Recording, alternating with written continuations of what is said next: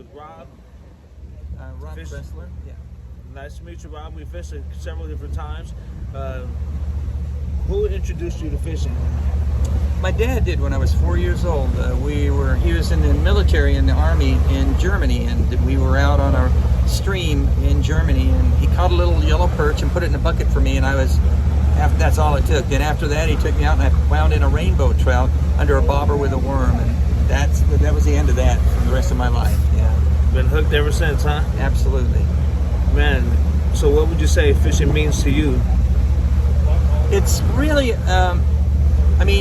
work is hectic, and everything, so it's a bit of an escape, but at the same time, just a natural beauty of being out here on the water, whether it be lakes, streams, ponds, or the ocean in this case.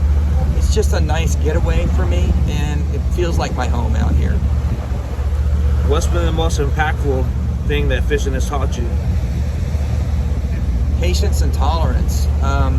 Circumstances aren't always going to dictate what you think is going to work in life, and in fishing that's certainly true. And you can take the insights you gain fishing where you're struggling to get a bite and sometimes apply that to life situations and realize that if you're persistent and keep trying and think through the issue why you didn't catch the fish, maybe you can come up with a solution, and you can apply that to problems or issues that might pop up in your regular life as well.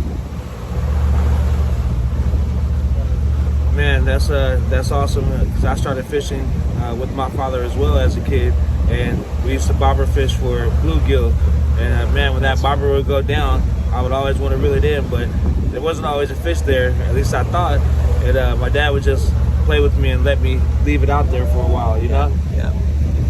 Yeah, that's a lot of fun. And this fishing we're doing offshore now for the bluefin is the balloon fishing that Lori and I do, which is a bit unorthodox, is fun for us because for me it's the exact same thing. I'm watching that giant bobber that's floating over the ocean with a frozen flying fish that's just paddling along on the surface, and sometimes you'll see the bite of the tuna on the flying fish, but often, about half the time you don't. They quietly come up and suck it in and swim away, and all you see is that balloon all of a sudden start to sink to the ocean like a bobber, and you know you're bitten. It's the same sensation to me as when I was like 7 years old fishing with a bobber at a local pond with crickets for bluegill. Watching that bobber go under, I got a bite. And then pulling on the line to see if the fish is there, and when it comes tight and the fish is there, then it's just wonderful. Whether it be a half-pound bluegill or a 200-pound bluefin.